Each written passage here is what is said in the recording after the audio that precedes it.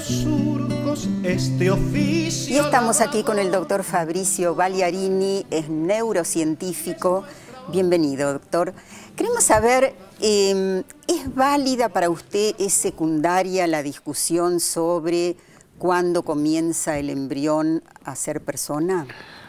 Me parece que es una discusión que deberíamos saltearnos porque en ciencia no todo está resuelto. La verdad se va moviendo todo el tiempo. Voy a hacer un simple ejemplo en unos segundos. En algún momento el humano se paró hacia el horizonte de la noche y se pensó que lo que veía era una masa oscura, maciza, que tenía pequeños agujeros. Esa era su verdad. Esa verdad se corrió hasta que se inventó el telescopio, hasta que pensamos que la Tierra era el centro del universo, pero nos dimos cuenta que no, gracias a Galileo. En algún momento inventamos telescopios, satélites, y nos dimos cuenta que el espacio es mucho más grande y el universo es mucho más amplio. Y hasta hace poco sabíamos, pocas semanas, o creíamos que el universo era infinito, pero ahora salió una publicación que dice que no lo es. Eso quiere decir que no existen verdades, ¿sí? Y eso es lo claro, hermoso que tiene la vida y la cultura y la investigación, que la verdad se va corriendo.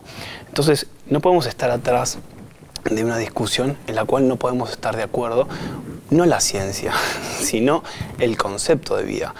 Un tumor tiene vida, una bacteria tiene vida. Entonces, la discusión no puede pasar por eso. ¿Y entonces por dónde? Y creo que cuando nos basamos en estadísticas o en cuestiones que tienen que ver con la medicina, recién estaban hablando de cómo existe una definición para la Academia Nacional de Medicina. La Academia Nacional de Medicina, los médicos, los científicos, el mundo, ¿sí?, se basa en revistas científicas, en publicaciones científicas. Cuando uno entiende, yo trabajo en investigación, que las publicaciones científicas son lo más reciente, uno podría comprender que esas publicaciones me acercan más a la verdad. Por lo menos a la verdad que se establece en ese momento, que es temporal, ¿sí? Bueno, las revistas que se basan en lo que hablan los médicos, que son las revistas más importantes de ciencia y de medicina, lo que establecen son estadísticas pero muy consensuadas, apoyadas por la Organización Mundial de la Salud. Ahora retomamos esto, las estadísticas y qué investigaciones hay sobre este tema. Lo invito a escuchar al doctor Roberto Castellano. Vale. En realidad lo que se busca no es la despenalización, sino la legalización.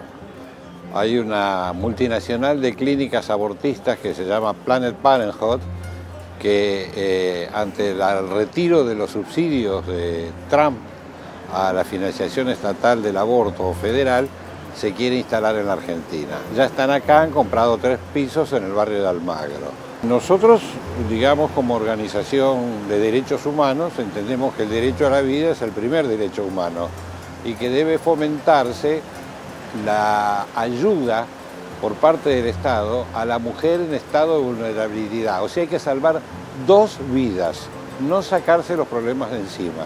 Que la mujer que tiene un embarazo problemático, porque está sin trabajo, porque no tiene vivienda, porque el marido la abandonó o no tiene trabajo, el Estado, el recurso que tiene que hacer no es matar a los pobres, sino evitar que en nuestro país haya pobres. Para nosotros el eje es el tema de la pobreza. Tenemos 1/3 de la población excluida, abajo de las necesidades básicas elementales.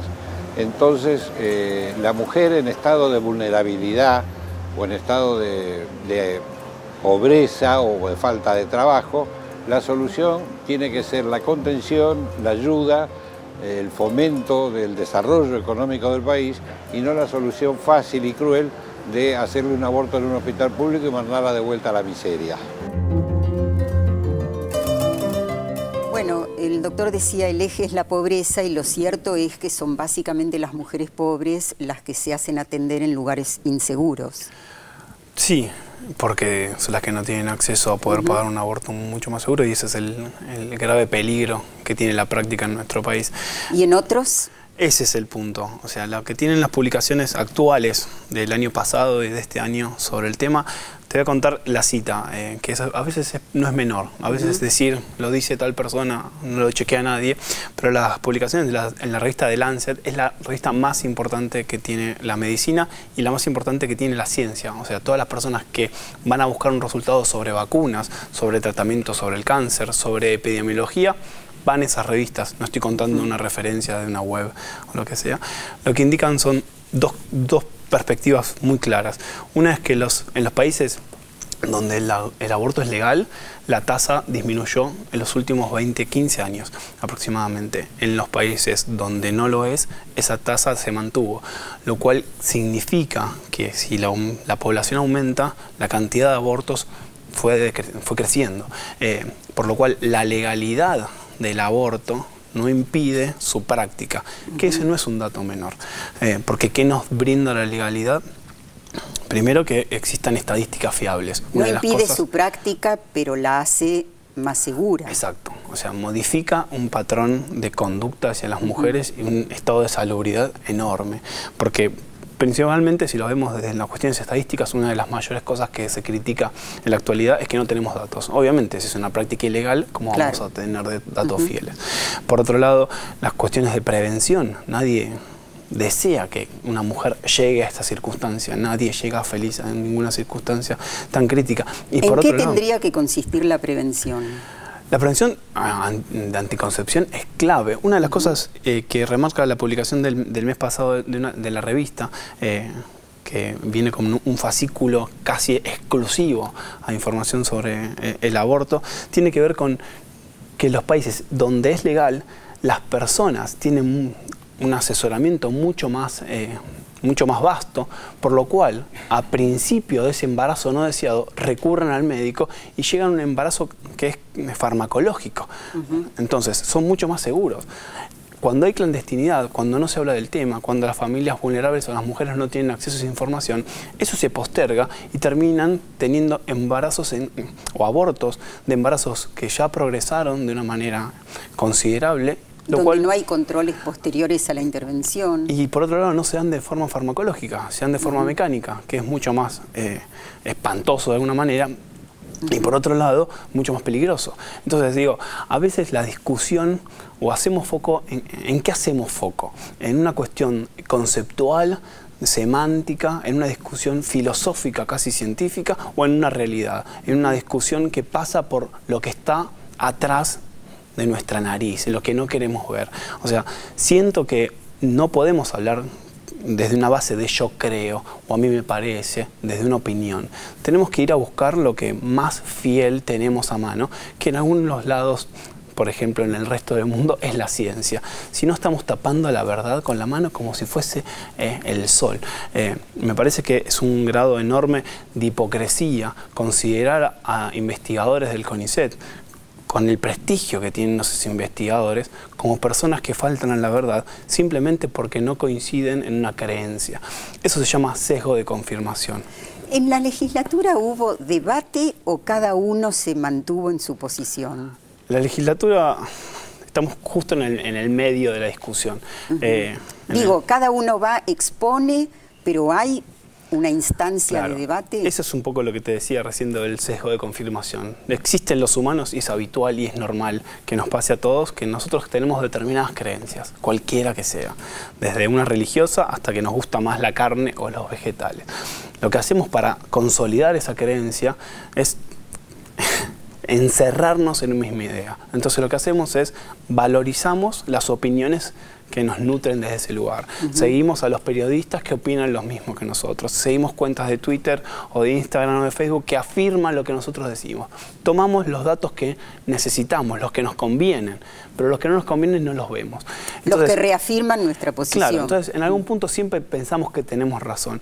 Es muy difícil salir de ese lugar, ¿sí? Pero uno de los pasos más avanzados que puede tener la sociedad es escucharse, es generar empatía, es entender que hay coincidencia en determinados puntos. Por eso creo que las discusiones que se dieron, que en algún punto yo sentí que no eran discursos, eran como si fuese una charla TED, donde cada uno exponía una idea. En ningún momento hubo una discusión un poco más elevada. Y por otro lado, entiendo que ese mecanismo que tiene diputados es el único que se puede llegar, pero no sé si es el mejor.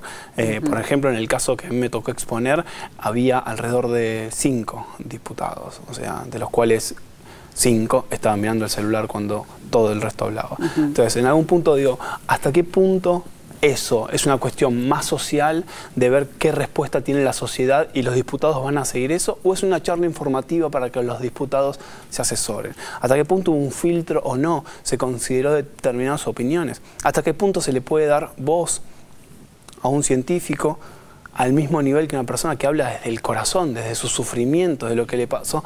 No desvalorizando las opiniones, pero están hablando de distintos valores. Sí, entiendo. Digamos, uno escuchó no solo posiciones distintas, sino algunas con una argumentación más científica, más académica, otras seguramente desde algunos aspectos de la experiencia personal, como fue Florencia de la B cuando dijo: el femicida de mi madre fue el Estado. Y me parece que fue una reflexión desde las emociones, pero muy fuerte. Sí, yo no puedo hablar desde mi opinión, como profesional y como investigador y como biólogo. Yo tengo que hablar de las evidencias. En ningún momento un médico, cuando uno le pide un diagnóstico, te va a decir: me parece que yo creo. En base a un diagnóstico, a sus evidencias, a sus creencias, llega a una conclusión. Y eso es lo que te expresa, más que una situación de deseo. A veces estamos acostumbrados, por paneles, por cuestiones de discusión en redes sociales, que todo se discute desde la emoción, que no necesitamos evidencias para llegar a una conclusión. Y ese es un grave error que tenemos como sociedad. Estaría buenísimo poner en otro lugar a esas evidencias científicas, lograr políticas que estén basadas en algún tipo de dato, no en una emoción. De investigaciones, por ejemplo. Ahora, dejo pendiente uno de los temas que instaló el doctor Castellano cuando hablaba del eje de la pobreza, porque creo que lo que tenemos que tener en cuenta es que mientras esto no está resuelto en la Argentina, muy lejos de estar resuelto, ¿qué se hace en el mientras tanto? ¿No? ¿Se queda con nosotros? Sí, por supuesto. Y enseguida retomamos, seguimos esta discusión, esta polémica, este diálogo, invitamos a los docentes y escuchamos también algún otro testimonio. Vienen de lejos caminos de tiza, abriendo surcos este oficio labrador. Somos